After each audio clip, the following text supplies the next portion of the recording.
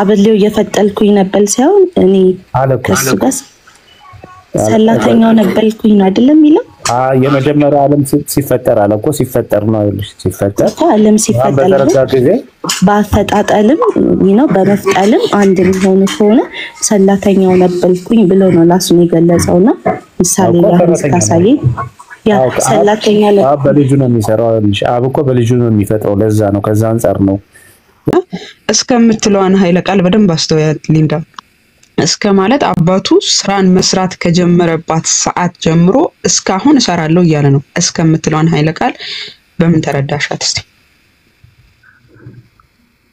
እስከና ስራው ምንድነው የሚለውንም አንድ ላይ ፍችል ሊንዳ አባቴ እስከ ዛሬ ይሰራል እኔም ደግሞ እሰራለሁ እስከሚለው እና ደግሞ አብ የሚሰራው ስራ ምንድነው ወልድም በእኩል የሚያረጋው ከአብ እኩል ማለት ነው እና እስከምትለውን ፍችልን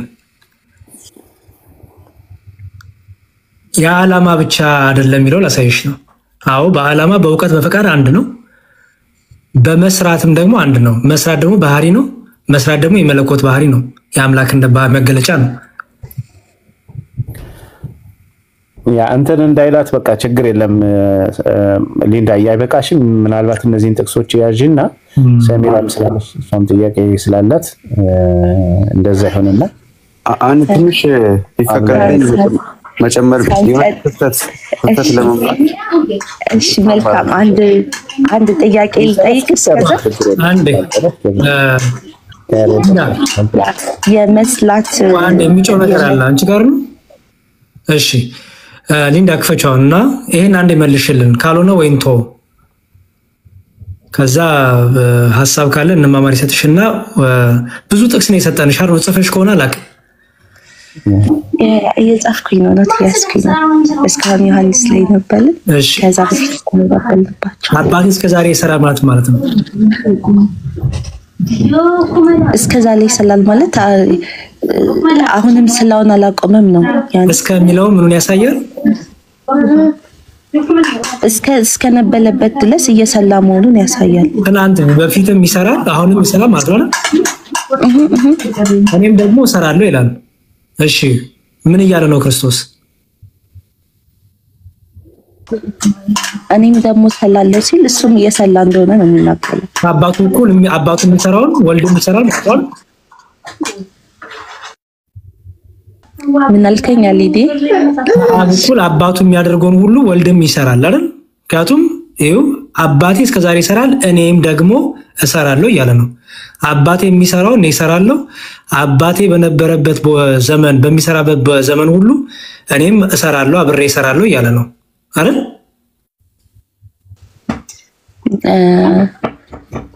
አባቴ እስከዛሬ ድረስ ይሰላል እኔም ደግሞ ሰላለው ሲል አባቱ እስከዛሽ ድረስ እየሰላ እንደሆነና እሱም ስላለኝ እንደነበር ነው አይደል የሚያሳየው ምንድነው አብ የሚሰራው ንገሪኝ አብ ምንድነው የሚሰራው ይፈጥራል አይደል ይፈጥራል ያ እሺ ወልድ ምንድነው የሚሰራው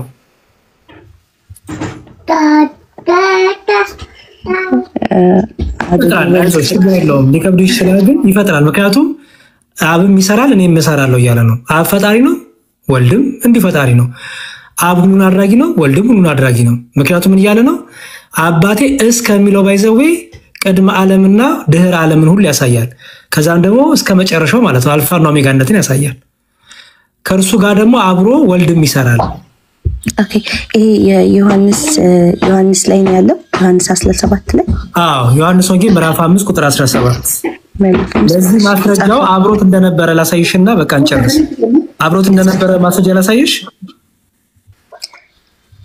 ናይ እናቆም ወላ እሺ ላሳይሽና እናቆማለን ዮሐንስ ወንጌል 17:5 ላይ ምን ይላል አሁንም አባት ሆይ ዓለም ሳይፈጠር በአንተ ዘንድ በነበረኝ ክብር አንተ በራስ ዘንድ አክብረኝ ይላል ሊንዳ ተመለሽ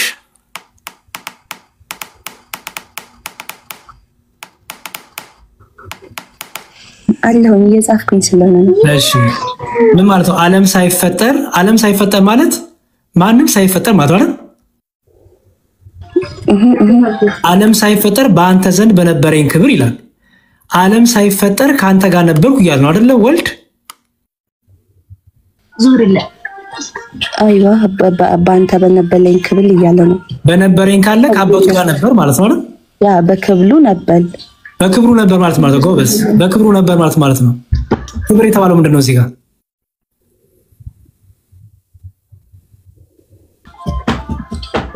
ክብል የተባለው ምንድነው? ክብል ማለት ያኔ ስልጣን። ስለዚህ አብሮት ነበር አይደለ? በስልጣን እኩል ሆኖ ከአባቱ ጋር ነበር። ስለዚህ ዓለም ሳይፈጠር ቅድም አባቴ የሚሰራል እኔም እሰራለሁ ሲል አብሮ ከአባቱ ጋር ዓለም ከመፈጠሩ በፊት ዓለም ከተፈጠረ በኋላ ወደፊትም አልፋና ኦሜጋነቱን መጀመሪያ መጨረሻ እንደሌለው ሁሉ አብሮ ከአባቱ ጋር እንደሚሰራ አሁን ገባሽ አይደል? ዓላማ ብቻ አይደለም ደግሞ የመስራትም የመፍጠርም የማድረግም ሁሉ አንድነት እንዳለ ይሻር። አይዋ እሺ ሌላ ጥቅስ ልስጥክ ነኝ እችላለሁ ካልጨለሰ እሺ አንድ ጥቅስ እንቀበልሽ ነው። አንድ ሁለት ጥቅስ ጨምሩና ችግር የለውም። ግን የቀደመውን ነገር እኔ ትንሽ ጨርስ ምን ይላል? አንተ አላለቀም አይደል? እሺ ከዛ እንማማር የእንተኑን መዝሙር ላይ ትንቢተ ኢሳይያስ 44 ላይ እሺ ትንቢተ ኢሳይያስ 44 ስንት አልሽኝ? 24 እሺ 44 እሺ ከማዕፀን የሰራ የሚበጅ እግዚአብሔር እንዲህ ይላል፣ ሁሉን የፈጠረው ሰማያትን ለብቻ የዘረጋው ምድርም ያጸናው እግዚአብሔር እኔ ነኝ፣ ከኔ ጋር ማን ነበር ይላል። እሺ ምን እናርገው? ይሄንን ያ አሁን ከነገልከኝ ጥቅስ ጋር ነውና ይሄ ሲሰላ እንደነበር ነው የሚያሳየን አይደል? እዚህ ጋር ምን ማለት ነው የሚለው እንፍታልሽ። አሁንም ይኸውልሽ አይሻው አይደለ ሊንዳ፣ ትልቁ ችግር እየፈጠረብሽ ያለው ከማል እየመዘሽ ስለሆነ ነው። እግዚአብሔር ይህን ሲናገር ከምን አንጻር ተናገረ? ከኔ ጋር ማን ነበረ? እኔን የዘረጋው ሲል ምን ማለቱ ነው?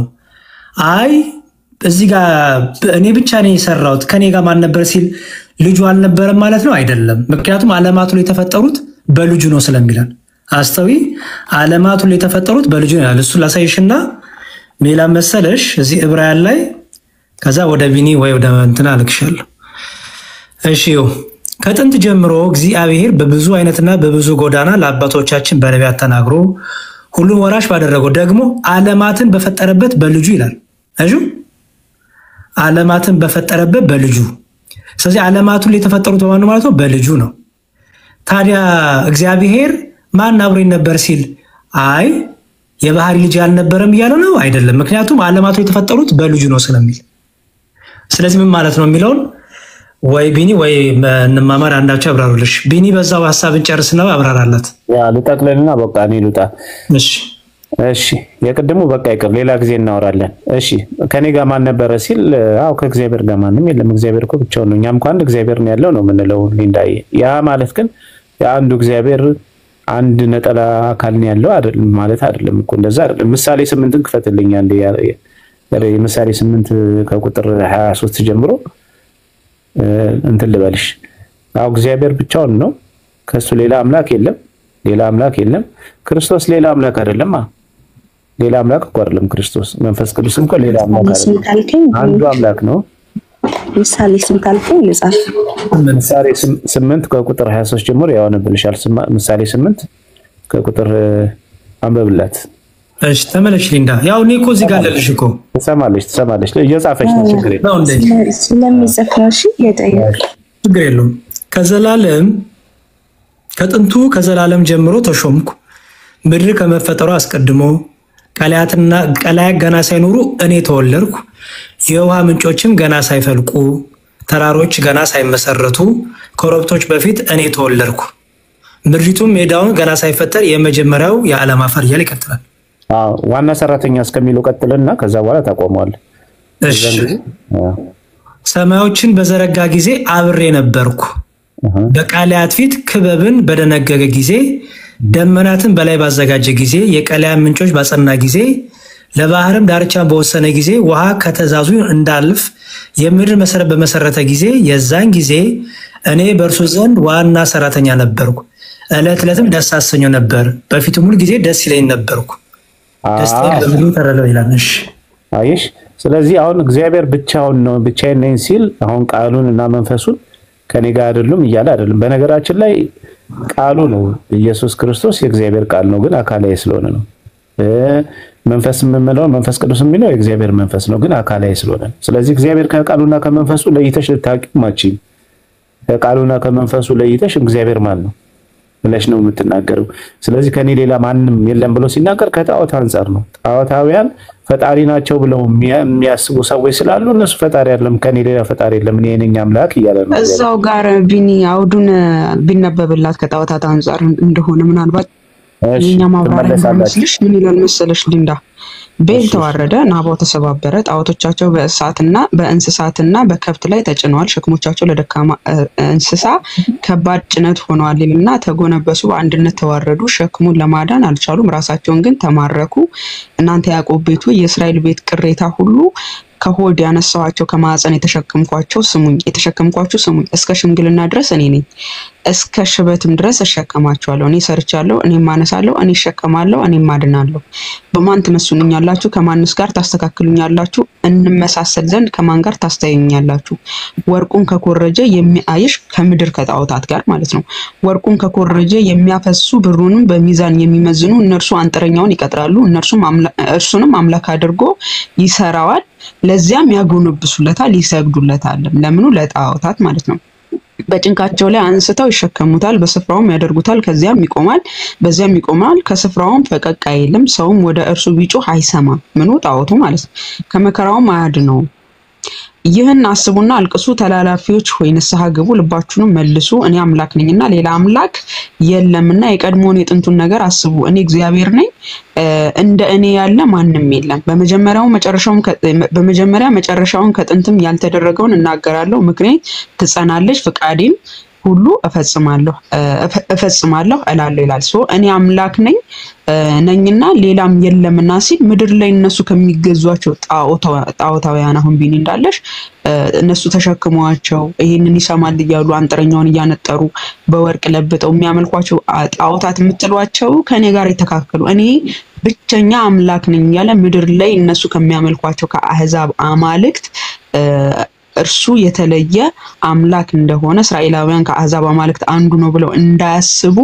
እርሱ ብቸኛ አምላክ እውነተኛው አምላክ እንደሆነ ለይቶ እየተናገረ ያለበት ክፍል ነው ቀጥል ያ ከዛ አንፃር ነው የሚፈታው እንጂ ከቃሉና ከመንፈሱ ተለይቶ እግዚአብሔር የኖረበት ጊዜ የለም እነሱ አሁን እኔ ዋና አገልጋዩ ነበልኩ ምናምን ሲልከው ከሱ ጋር ማለት ሰላተኛው ነበልኩ ብሎ እየገለጸ ነው ያለው ነው እየፈጠልኩ ማለት አበሌው እየፈጠልኩኝ ነበር ሳይሆን እኔ ከሱ ጋር ሰላተኛው ነበልኩኝ ነው አይደለም ይላል የመጀመሪያው ዓለም ሲፈጠር አለኮ ሲፈጠር ነው አይልሽ ሲፈጠር ዓለም ሲፈጠር በአፈጣጠልም ነው በመፍጠልም አንድ ሆኖ ሆነ ሰላተኛው ነበልኩኝ ብሎ ነው ራሱን የገለጸውና ምሳሌ ያሳይ ያ ሰላተኛ በልጁ ነው የሚሰራው አብ እኮ በልጁ ነው የሚፈጥረው ለዛ ነው ከዛ አንፃር ነው ምሳሌ ሊንዳ ከቁርአን በሱረቱል ነህል ቁጥር 40 ላይ ተመልከቻለህ ለማንኛውም ነገር መሆኑን ባሻ ነው ጊዜ ቃላችን ለእርሱ ሆነ ማለት ብቻ ነው ወዲያውም ይሆናል ይላል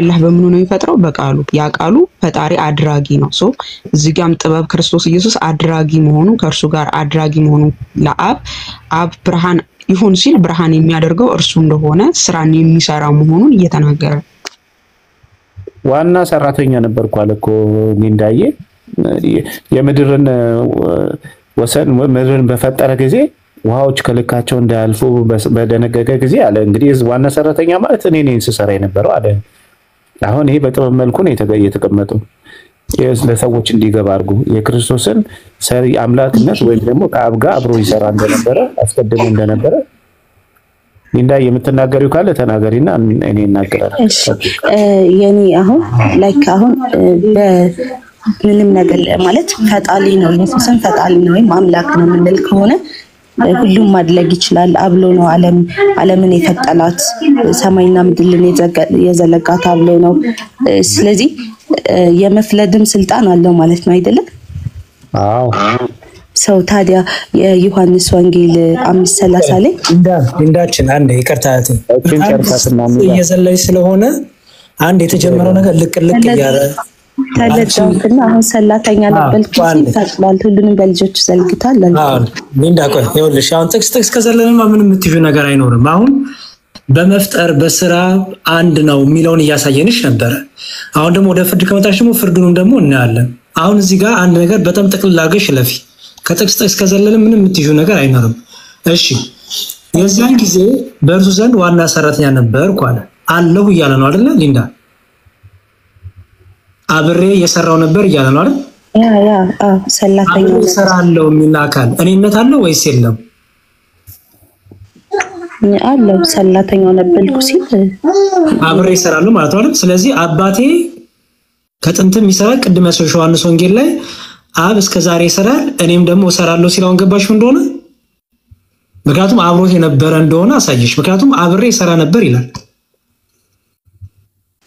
ይሄን በደንብ ከገባሽ መስላቱን ሰላተኛ ማለት ሰላተኛ ነበልኩኝ ማለቱን ምናምን እኮ እኔ ቀላኔ የለኝም ገባክ አሁን አምላክ የዓላማ አንድነታቸው አላቸው ብዬ እኮ አምናለሁ የዓላማ ብቻ አይደለም የመፍጠርም የሥራም እኮ አሳየንሽ ሊና ያ በአሰላል ሲሆን ደግሞ እዚህ ጋር ሰላተኛው እንደነበል እና አብሮ መስራት ማለት ነው እግዚአብሔርም ደግሞ በልጁ ይሰላ እንደነበል ነው የተናገለው እንጂ ልጁ ይሰላ እንደነበል አይደለም አይደል መዝሙር ዘፍጥረት 1:26 ላይ እንዲላል ይቅርታሺ አሚን ዘፍጥረት 1:26 ላይ እግዚአብሔር ማለት ሰውን በመልካችን እንደ ምሳሌያችን እንፍጠር እሺ እግዚአብሔር እንፍጠር የሚለው ማን ነው ሊንዳ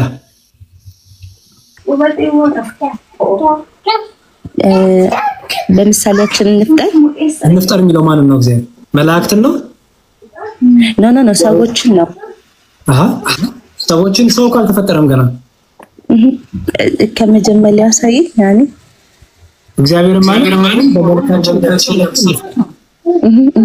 ማን ነው እንፍጠር የሚለው ሰውን በመልካችን እንደምሳሌያችን እንፍጠር ሰውን አይደል የሚፈጥረው ማን ነው እንፍጠር የሚለው እዚህ ጋር እንፍጠር የሚለው እግዚአብሔር ማን ነው አንተ ፈጠራ አይደለም ያልኩሽ እንፍጠር ግን የሚለው ማን ነው ሰዎች ነው ሰው አልተፈጠረም ገና ሊፈጠር ነው ሰው የተፈጠረ እኮ መላእክትን ሰዎች ነው የመላእክት ገዛ ያስፈልገውማ እግዚአብሔር ሰው ሲፈጠር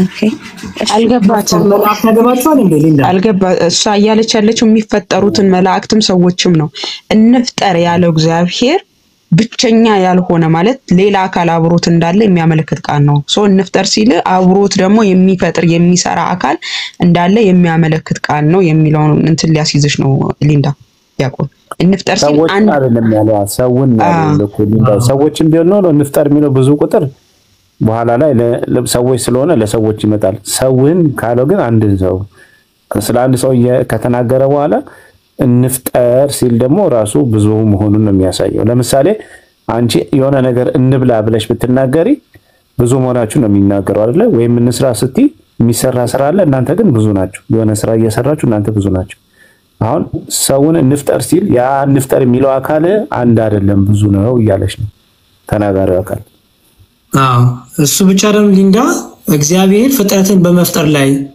ከፍጡራኑ አጋዥ ይፈልጋል እንዴ ሊንዳ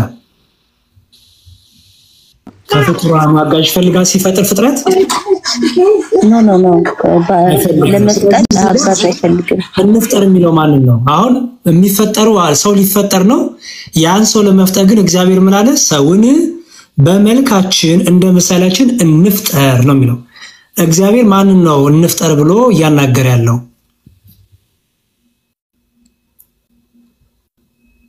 በቀጥሩ ችግር የለውም ይሄ እንግዲህ የሆናይሽ አብሬ ሰራ ነበር የሚለው በልጁ ፈጠረ መንፈስ ቅዱስ ይሄንን በምን ፈቷል መሰለሽ ይው እዚህ መዝሙረ ዳዊት መዝሙር 33 ላይ እንዲላል ቁጥር 6 በእግዚአብሔር ቃል ሰማያዊ ጸኑ ሰራዊቶቻቸው ሙሉ በአፍ ውስጥ እንፋስ ስለዚህ እንፍጠር ሲል እግዚአብሔር በቃ በእግዚአብሔር ቃል ሰማያዊ ጸናሹ ያ ሁሉም በሚያደርግበት ፈጣሪ በሆነው ቃሉ ሁሉ ተፈጠሩ አካላዊ ቃል ያለው በልጁ የተባለው ቃል ከዛ ደግሞ መንፈስ ቅዱስ የአፍ ውስጥ እንፋስ ተባለ መንፈስ ቅዱስ ስለዚህ በመፍጠር አብ ወልድ መንፈስ ቅዱስ አንድ ፈጣሪ ስላለ እግዚአብሔር ሶስትነቱን ሲነግረን ምን አለ እግዚአብሔርም አለ ሰውን በመልካችን እንደምሳሌያችን እንፍጠር። ስለዚህ ቅድም ቢኒ ያመጣልሽ ምሳሌ ላይ አብሬ ነበርኩ ዋና ሰራተኛ ነበርኩ ሲል ማለቱ ነው። ከአብ እኩል ምሰራ ነበርኩ ዋና ነው የሚለው አስተውይ።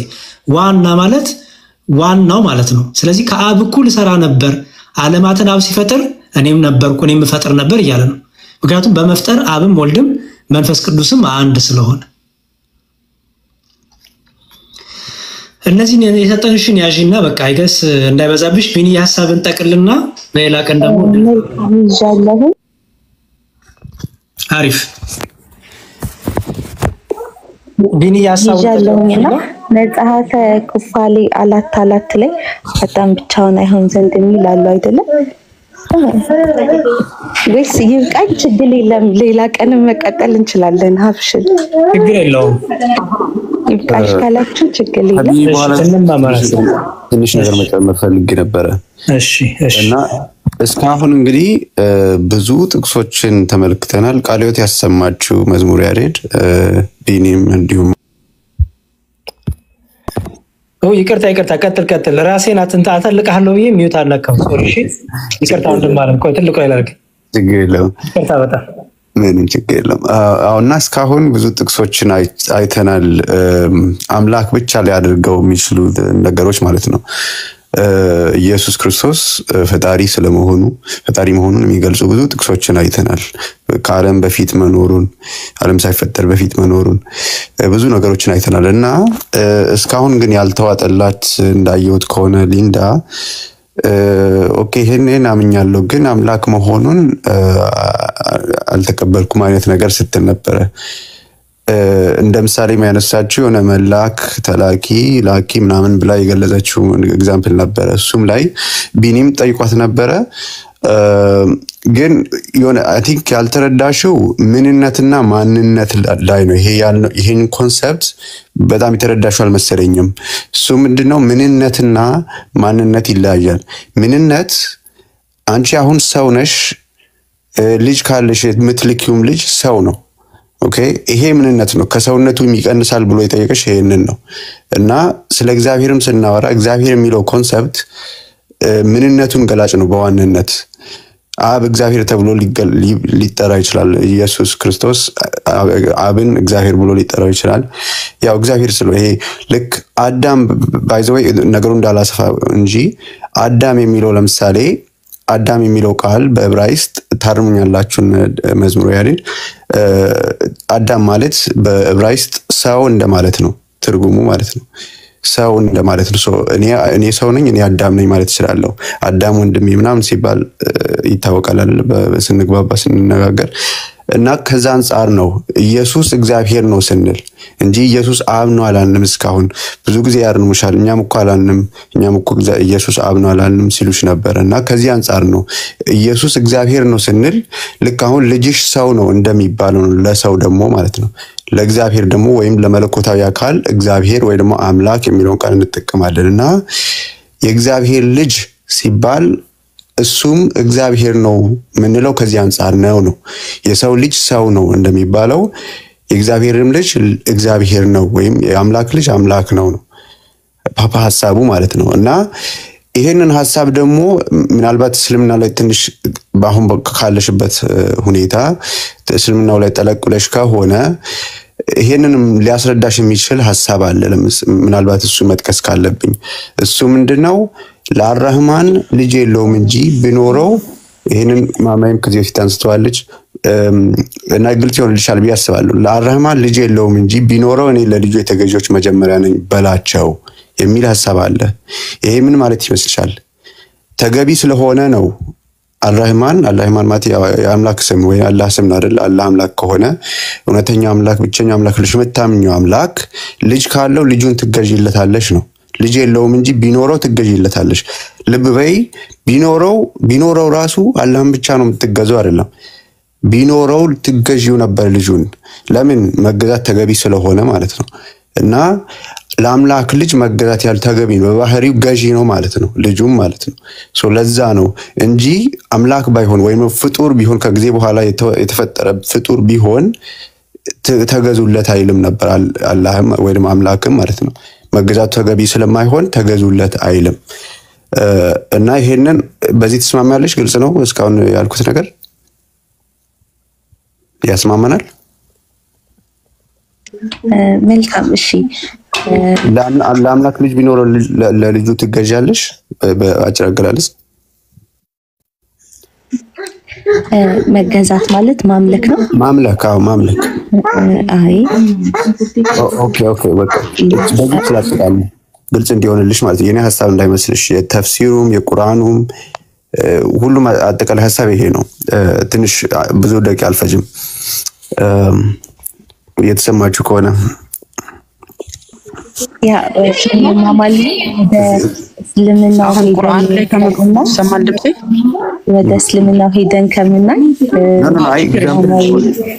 ክርስቲያኒቲ ላይ ብቻ ቆመን ቢሆን ደስ ይለኛል። እኔም አልፈለኩትም ባይዘው እስልምናው ላይ መግባቱን አንዴ እንማማር። በጣም ይቅርታ እስልምናው ላይ መግባቱን እኔም አልፈለኩትም፣ ግን ምናልባት ተዋሽቷል ከተባለ ይሄው ሱረቱል ዙኽሩፍ ቁጥር 81 ላይ ለአርራህማን ልጅ የለውም እንጂ ቢኖረው እኔ ለልጁ የተገዢዎች መጀመሪያ ነው ይበላቸው ይለዋል መሐመድን። አላህ እኔ ልጅ ቢኖረኝ ለልጄ መጀመሪያ ተገዢ ነህ ብሎ መሐመድን ሲያዘው እንመለከታለን። ግን የለኝም ነው። ቢኖረው ግን የሱ ልጅ አምላክ ስለሆነ ከአምላክ የሚመጣ አምላክ ስለሆነ ለዛ ለልጄ ትገዛ ነበር። ይሄን ጥያቄ ጠይቀን ነበር ኡስታዞችን። ተመልከቱ። አላህ አላልኩም በደንብ አላህ ልጅ ቢኖረኝ አላህ አላልኩም በደንብ ያዝልኝ። አላህ ልጅ ቢኖረኝ እኔ ለዛ ለልጁ የተገዢዎች መጀመሪያ ነው ይበላቸው ይላል መሐመድን። አላህ ልጅ ቢኖረው መሐመድ ለዛ ለልጁ የሚገዛለት ምን ብሎ ነው? ማን ነው ያ ልጁ? ኦኬ በደንብ አድምጪኝ። በጣም ጥሩ። የተነሳው ሱረቱ ዙኽሩፍ ላይ አምላካችን አላህ ልጅ ቢኖረው ኖሮ ወይንም ጌታ አላህ የሚወልደው ነው ልጅን ቢይዝ ኖሮ ያ ልጅን ምን ይሆናል? አምላክ ስለሚሆን የልጁ የመጀመሪያ ተገዢ እኔ ይሆን ነበር በላቸው አለ ለነቢያችን አለይሂ ሰላቱ ሰላም። ትክክል። ይህ ማለት ኢፍ ነው፣ ቢሆን ኖሮ ነው። ለምሳሌ ልጅ አምላክ ቢይዝ ኖሮ የአምላክ ልጅ ምን ይሆናል? አምላክም ይመለካል፣ የአምላክም ልጅ ይመለካል። አላህ ልጅ ቢኖር ስለዚህ መጽሐፍ ቅዱሳችን ደግሞ አንደኛ ዮሐንስ መልእክት ምዕራፍ 5 ቁጥር 20 ላይ የእግዚአብሔርም ልጅ እንደመጣ እውነተኛም የሆነውን እናውቅ ዘንድ ልቦናን እንደሰጠን እናውቃለን። እውነተኛም በሆነው በእርሱ አለን፣ እርሱም ልጁ ኢየሱስ ክርስቶስ ነው። እርሱም እውነተኛ አምላክና የዘላለም ሕይወት ነው አለን። ማንን? ልጁ። የማንን? የአብ ልጅ እውነተኛ አምላክና የዘላለም ሕይወት። የአምላክ ልጅ አምላክ ነው። አላህ ቢኖረው ኖሮ ልጅ አምላክ ተብሎ ይገዛ ነበር ለልጁ። ወደ እስልምናው ሳትገቡ በቃ በራሳችን እንትን በሏት። እቺን ብቻ ለማሳየት ነው።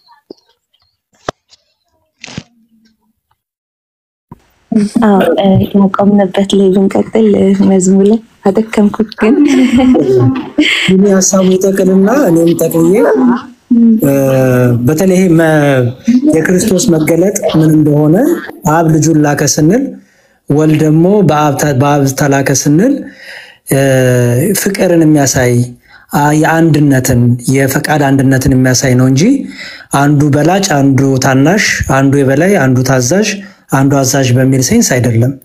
ምክንያቱም መጽሐፍ ቅዱስ ይላል መሰለሽ ቆይ ቢኒ እንደውም ይቀጥልና የቢኒን ሐሳብ እንዳላነሳበት። ቢኒሻ ሐሳብን ጨርስና እኔ እንትኔን እዘጋለሁ ብዬ ሮስ ሰጠሁኝ። እሺ ይቅርታ፣ ችግር የለም። መዝሙር ጨርስና ነው እኔ ለመዝጋት ብዬ ነው ሮዝ የሰጠው። ጨርስ ቢኒሽ፣ ችግር የለውም። ያው አንድ ነው ሐሳብ ምን ጠየቀችና የቅድሙን እኮ ጥያቄ ጠይቃለች። አሁን ማለት ስለመፍጠል ስለማዘዝ ላይክ ስለመፍጠል ሰዎችን እንፍጠል ላይክ በሚለው ነገር ላይ አንስታት ነገርከኝ ነገር ነበር መዝሙርና እዛው ላይ ደግሞ እኔ ሌላ ጥያቄ ልጠይቅህ ነበር መክፈት የምትችል ከሆነ። እሺ እኔ እሱን ያነሳው አንተ ነህ። ስለዚህ ግን ተራ ቢሄድ መልካም ነው ዲያቆን ማለት ይሄ መላክ የሚለውንም ነገር መጽሐፈ ኩፋሌ 4 ላይ ይገራል። ቆይ ሊንዳ ያብራሩልሻል። እኔ ቤትሽ መጥቼ መልሰልሻለሁ። ሻውን በጣም በዛብሽ ቢኒ ግን ተመሳሳይ ሐሳብ ናቸው ብዬ ነውና ያ ኩፋሌ ላይ ያለው መላእክትን አለ ምናምን የሚለው እሱ ነው አይደል? ሐሳብ ቢኒ መልሱ ለሊንዳ ብቻ ሳይሆን እዚህ ጋር 1000 ሰው አለ ለሁሉም ስለሆነ መላክ የሚለውን ኃይለ ቃል እንደው አዲስ ኪዳን ላይ ብቻ ነው ያውጠነጠ ነው የሚታየውና በብሉይ ኪዳን ጀምሮ ጌታችን ኢየሱስ ተልኮ እንደሚመጣ እንዲሁም ደግሞ በብሉይ ኪዳንም ጀምሮ አባቱና መንፈስ ቅዱስ እንደላኩትም ተናጋሪ እንደሆነ ለምን ከብሉይ ኪዳን ጀምሮ ተናጋሪም እንደሆነ እሱ እንዲሁም ደግሞ ተላኪ መሆኑን ከብሉይ ኪዳን ጀምሮ ማሳየት ቢኖር መልካም ነው። ለምሳሌ ኢሳይያስ 61 ላይ ኢሳይያስ 48:16 ላይ ዘካርያስ 2:7 ጀምሮ ያለው ጌታችን ኢየሱስ እንደሚላክ ይናገራል። ራሱ እግዚአብሔር እንደሆነና በመካከላችን መጥቶ እንደሚያድነን እንዲሁም ደግሞ ራሱ እግዚአብሔር እንደሆነም የሚናገርበት ኃይለ ቃል ከብሉይ ኪዳን ጀምሮ ያለ ነው። አዲስ ኪዳን ላይ ብቻ ያተኮረ ሆነ ይሄ መላክ የሚለው ነገር ከብሉይ ኪዳንም ጌታ ኢየሱስ የተናገረው ነገር ነው። እንደ ይሄ ነብይ የሚያስብለው ወይም ደግሞ እኛ እንደምናስበው አምላክ ልኮት ከዛ እሱ ነብይ ሆኖ ምናምን የሚያስብል ነገር ሳይሆን ከብሉይ ኪዳን ጀምሮ ያለ ህልውናው ከድንግል ማርያም ያልሆነ እንደሆነ የሚያመለክቱ ቃላቶችን እንትኖችን ብታሳዩት።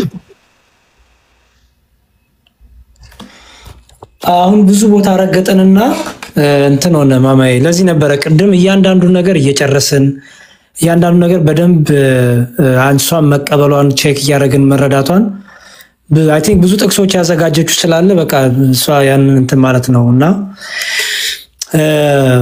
እንዴት እናደርግ ማማዬ? ወይ እሷ ትጨርስና ከጨረሰች በኋላ እንቀጥልኛ አጠቃላይ ሐሳቦች ላይ እንስጥ ወይስ ምን ይሻላል? አሁን ይሄን ኩፋሊን ወይ እንቀበላትና እዛ ላይ በቃ ማጠቃላይ ሐሳብ ብንሰጠው እንደኔ ኦኬ እሺ። ሰሚራም ስላለች ዘካርያስ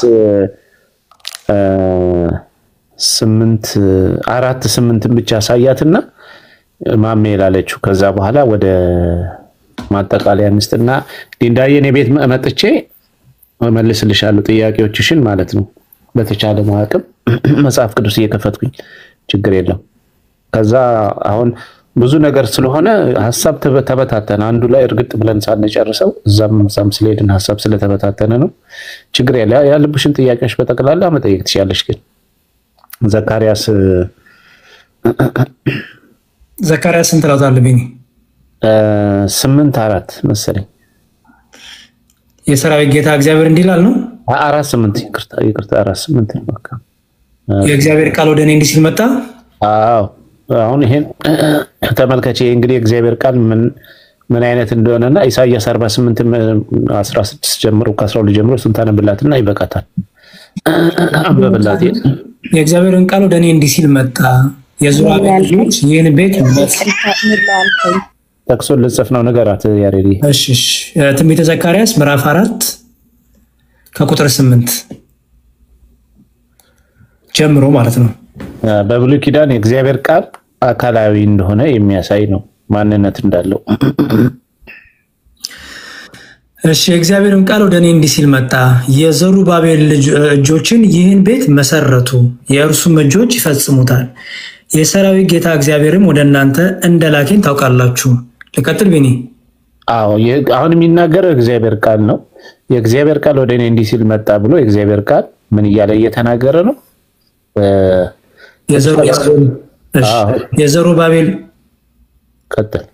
የዘሩባቤል እጆች ይህን ቤት መሰረቱ፣ የእርሱም እጆች ይፈጽሙታል። የሰራዊት ጌታ እግዚአብሔርም ወደ እናንተ እንደላከኝ ታውቃላችሁ። የሰራዊት ጌታ እግዚአብሔር ወደ እናንተ እንደላከኝ ታውቁኛላችሁ ያለው ማን ነው? የእግዚአብሔር ቃል ነው። ከዛ በኋላ እሺ ይቀጥል። የጥቂቱን ነገር ቀና የናቀ ማን ነው? እነዚህ ሰባቱ ደስ ብሏቸው በዙራቤል እጅ ቱንቢውን ያሉ፣ እነዚህም በምድር ሁሉ የሚዘዋወሩ የእግዚአብሔር ዓይኖች ናቸው። እኔም መልሼ በመቅረዙ በስተቀኝና በስተግራ ያሉ እነዚህ ሁለት የወይራ ዛፎች ምንድን ናቸው አልኩት። ልቀጥል ቢኒ? አዎ ቀጥል እስከመጨረሻ። ሁለተኛ መልሼ በሁለቱ የወርቅ ቧንቧዎች አጠገብ ሆነው የወርቁን ዘይት የሚያፈሱ እነዚህ ሁለቱ ቅርንጫፎች ምንድን ናቸው አልሁት።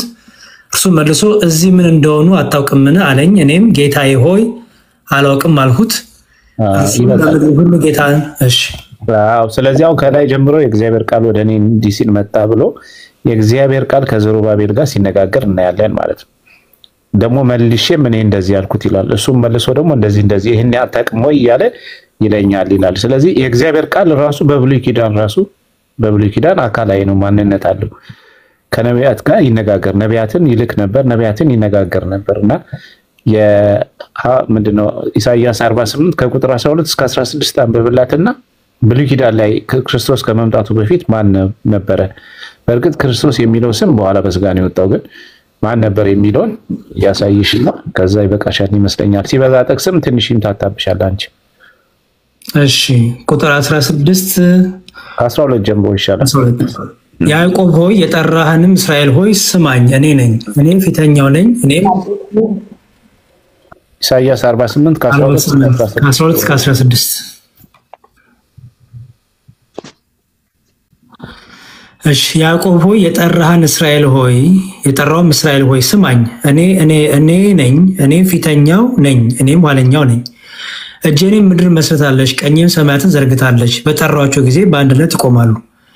እናንተ ሁሉ በአንድነት ተሰብስባችሁ ስሙ። ከእነርሱ የተናገረ ማን ነው? እግዚአብሔር የወደደውን ፈቃዱን በባቢሎን ላይ ያደርጋል፣ ክንዱን በከላዳውያን ላይ ይሆናል። እኔ ራሴ ተናግሬያለሁ፣ እኔ ጠርቻችኋለሁ፣ አምጥቻችኋለሁ። መንገዱም ትከናወንለታለች። ወደ እኔ ቅረቡ፣ ይህንንም ስሙ። እኔ ከጥንት ጀምሬ በስውር አልተናገርኩም፣ ከሆነበት ዘመን ጀምሮ እኔ በዚያ ነበርኩ። አሁንም ጌታ እግዚአብሔርና መንፈሱ ልከውኛል ይላል።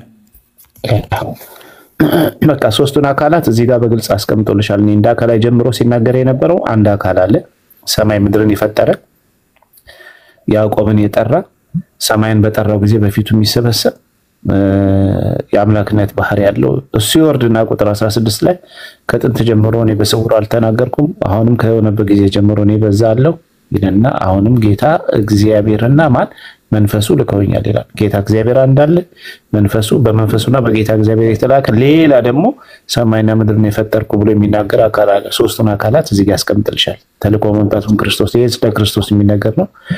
በብሉይ ኪዳን በትንቢት የተነገረ ነው። ስለዚህ አብ ወልድ መንፈስ ቅዱስን ምንም እንኳን በብሉይ ኪዳን አብ ወልድ መንፈስ ቅዱስ ተብሎ ባይቀመጥም ግን ሶስቱ አካላት በግልጽ እንደዚህ ተቀምጠዋል ማለት ነውና ሌላ ኩፋሌ ላይ ምናምን ያልሽውን እኔ ቤት መጥቼ መልስልሻለሁ። ሌሎችም ጥያቄሽ ዮሐንስ 5:30 ላይ ከራሴ ምንም ማድረግ አልችልም ያለው እሱን መልስልሻለሁ። አሁን ሲበዛም ላንቺም የጻፍሽው ጥቅስ ራሱ ለየትኛው እንደሆነ ግራ ይገባሻል በኋላ ማለት ነውና በእርግጥ ታነቢዋለሽ።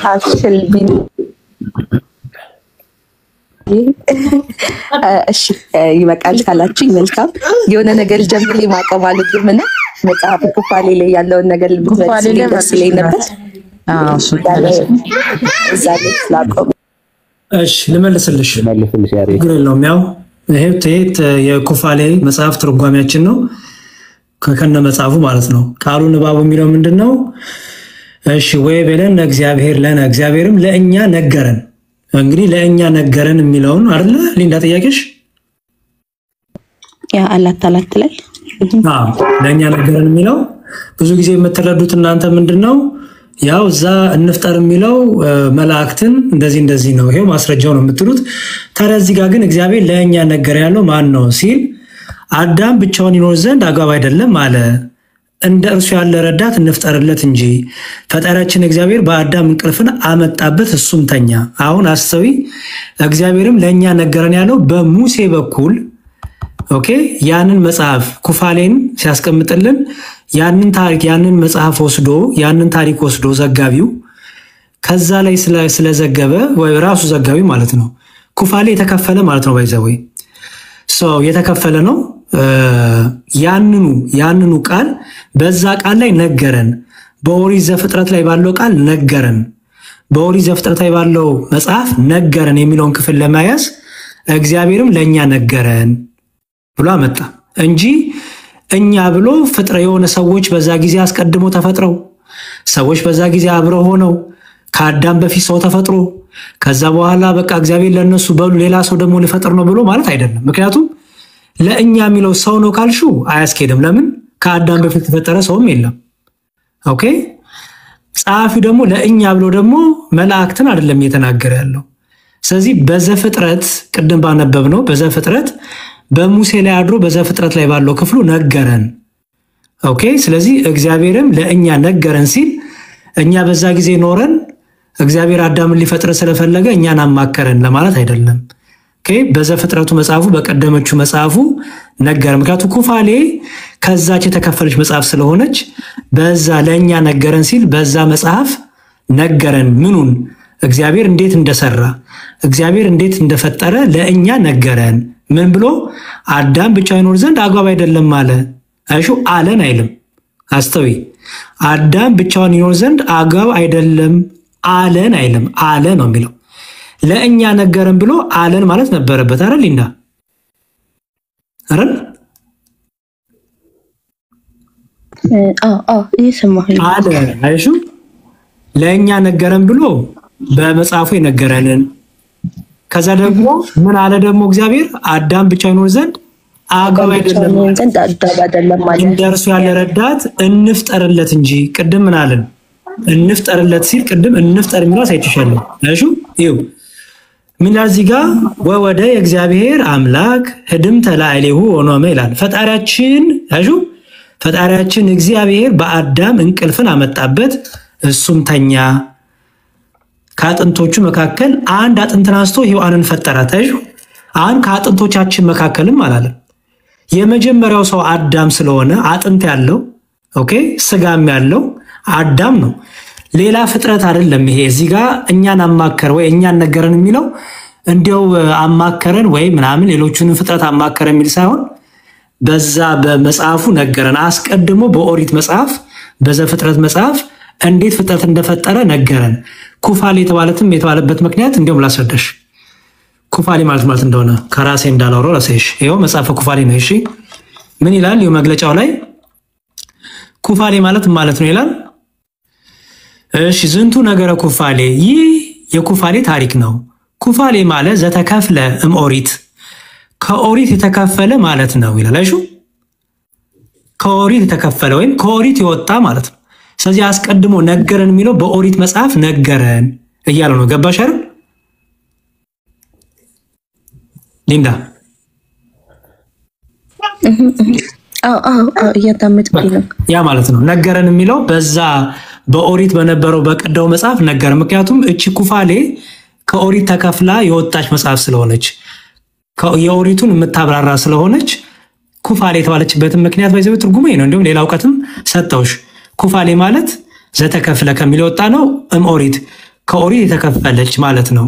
አንድም እያለ ዘይከፍል አማራ ዓመታት እያለ ይቀጥላል። ኦኬ መልካም እሺ፣ አመሰግናለሁ ሁላችሁንም። እንዳየሰው ሰው የተፈጠረው በእግዚአብሔር መልክ ነው እንጂ በመላእክት መልክ አይደለም። መላእክት ቢፈጥሩ ኖሮ እግዚአብሔር ጋር ሰውን እንደ መልካችን እንደ ምሳሌያችን እንፍጠር አይደለም ነበር። አይሽ ስለዚህ የመላእክት መልክም የለውም። ሰው የእግዚአብሔር መልክ ነው እንደዛ ብሎ ስለተቀመጠ ማለት ነው። በመፍጠር ከእግዚአብሔር ጋር መላእክት ተባብሮ ቢሆን ኖሮ እንደዛ ተብሎ ማይነገርም። እዛውን ያሬድ ያለልሽ ላይ መላእክት ራሱ ሲመሰከሩ ፈጠረ ብለው ነው እየመሰከሩ ያሉት። እግዚአብሔር እንደፈጠረ ብለው ምስክርነት ሲሰጡ ያለው እንጂ እነሱ ፈጣሪም አይደሉም። ከእግዚአብሔር ጋር በአንድነት በመፍጠር ስራ አይተባበሩም። እንደዛ አይደለም። እና ይሄ ነው። ለማንኛውም ይበቃሻል። መልካም ቢኒ፣ በጣም ቆንጆ ቆይታ ነበረን። መዝሙር ላይ ያለድ ማማዬ ሁላችሁንም አመሰግናለሁ። ለሰጣችሁኝ ጊዜ ለሰጣችሁኝ ሰዓት አስገብታችሁ አክብላችሁ ወዳችሁ ፈቅዳችሁ እዚህ ጋር ቁጭ አልጋችሁ ጊዜያችሁን ስለሰዋችሁልኝ አመሰግናለሁ። እሺ እየመጣች መልካም ያው ስለ ፍልድ ጠይቃችኋለሁ ብዬ አስባለሁ። ይንቀጣል